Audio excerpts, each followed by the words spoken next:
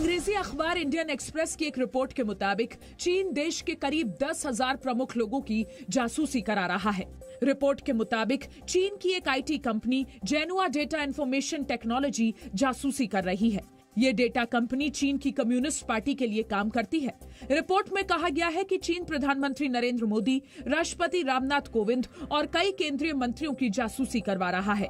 चीन 5 पूर्व प्रधानमंत्री, 24 मुख्यमंत्री और 16 पूर्व मुख्यमंत्रियों की जासूसी भी कर रहा है। चीफ जस्टिस, रक्षा मंत्री, सीडीएस की भी जासूसी की जा रही है। साथ ही 350 सांसदों, सैन्य अधिकारियों और उद्योगपतियों से जुड़ी हर छोटी से छोटी जानकारी पर चीन नजर रख रहा है। हर साजिश और दुष्प्रचार के बेनकाब होने से बौखलाए चीन ने जी न्यूज के editor in chief Sudhir Chaudhary की भी जासूसी करवाई। जी न्यूज ने मेड इन इंडिया मुहिम चलाई और चीन के हर दुष्प्रचार का बार बार सच दिखाया। जी न्यूज की मेड इन इंडिया मुहिम को 1 करोड़ से ज्यादा लोगों का समर्थन मिला। सुधीर चौधरी जी ने पूरे साइंटिफिक तरीके से और क्रम अनुसार चीन की चालबाजियों को, चीन की दगाबाजियों को पूरी तरीके से उजागर किया है। उससे चीन को लगता है कि बचना मुश्किल है। Zhenhua data information technology company social media पर जासूसी करती थी और वहीं से व्यक्तिगत जानकारी जुटाती थी।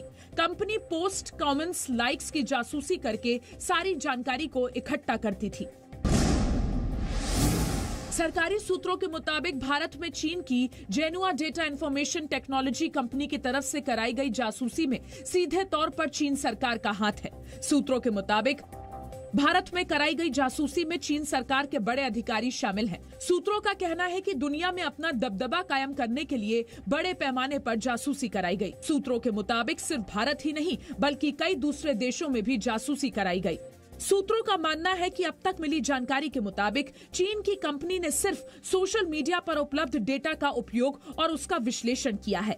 ऐसे में कंपनी के खिलाफ दंडात्मक कार्रवाई करना संभव नहीं है। इस नजर रखने से वो भारत देश के आंतरिक दरारों को, हमारी राजनीतिक दरारों को अच्छी तरह समझ पाते हैं और उसका काउंटर प्रोपेगेंडा खड़ा कर पाते हैं।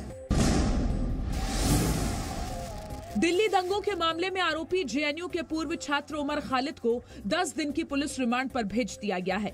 दिल्ली पुलिस की स्पेशल सेल ने कल यूएपीए के तहत गिरफ्तार किए गए उमर खालिद को वीडियो कॉन्फ्रेंसिंग के जरिए कड़काडूमा कोर्ट में पेश किया और 10 दिन की रिमांड की मांग की। स्पेशल सेल ने कोर्ट से कहा कि इस केस से जुड़े 11 लाख पन्नों के दस्तावेज तैयार किए गए हैं।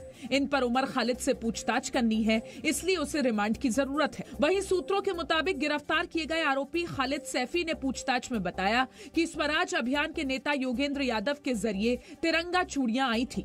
इन तिरंगा चूड़ियों का इस्तेमाल महिलाओं की भीड़ लगाने के लिए किया जाता था।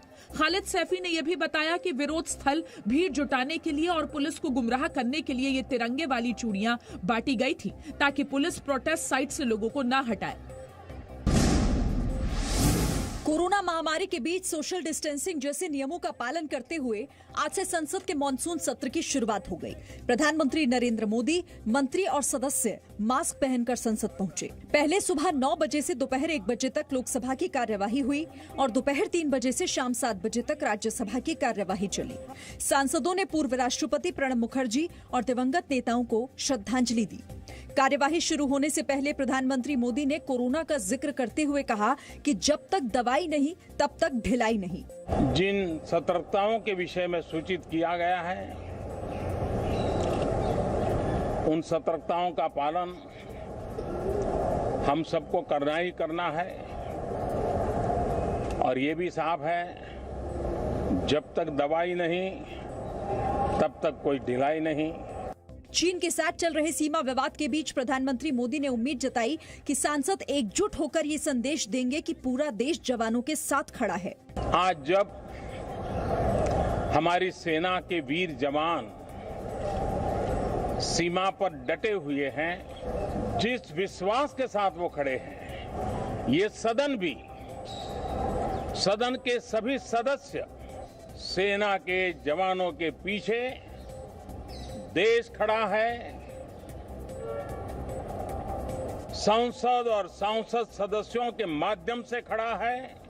प्रधानमंत्री मोदी के बयान पर सवाल उठाते हुए कपिल सिब्बल ने कहा कि सेना के साथ तो देश का एक एक नागरिक है ही, उस पर कोई सवाल नहीं। शक प्रधानमंत्री की नीतियों पर है। वहीं सूत्रों के मुताबिक रक्षा मंत्री राजनाथ सिंह कल संसद के दोनों सदनों में चीन से जुड़े मुद्दों पर बयान दे सकते हैं। हरिवंश नारायण सिंह लगातार दूसरी बार राज्यसभा में उपसभापति चुने गए हैं। राज्यसभा में एनडीए उम्मीदवार हरिवंश का मुकाबला विपक्ष के उम्मीदवार मनोज झा से था। ध्वनि मत से हुए मतदान में हरिवंश ने जीत हासिल की।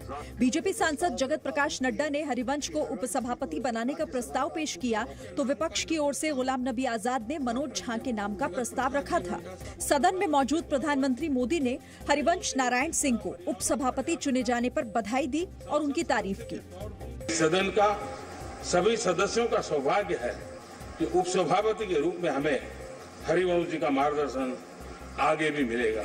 आपको इस महत्वपूर्ण और बड़ी जिम्मेदारी के लिए ढेर सारी शुभकामनाएं।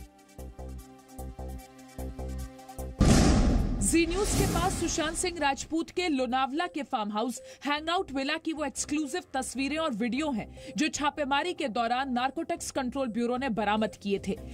एनसीबी की छापेमारी में कई हुक्का, दवाइयां, एस्ट्रे जैसी चीजें बरामद की गईं। एनसीबी के सूत्रों के मुताबिक सुशांत के फार्म हाउस पर कई पार्टियां तो उस वक्त की गई जब सुशांत सिंह डिप्रेशन के लिए स्टीरॉइड्स भी ले रहे थे।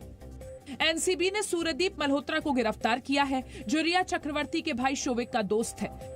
वहीं ड्रग्स केस में गिरफ्तार किए गए 6 आरोपियों की आज वीडियो कॉन्फ्रेंसिंग के जरिए पेशी हुई, जिसके बाद करमजीत सिंह, ड्वेन फर्नांडिस और अंकुश अर्नेजा को 16 सितंबर तक, जबकि संदीप गुप्ता, संकेत पटेल और आफ्ताब अंसारी को 23 सितंबर तक न्यायिक हिरासत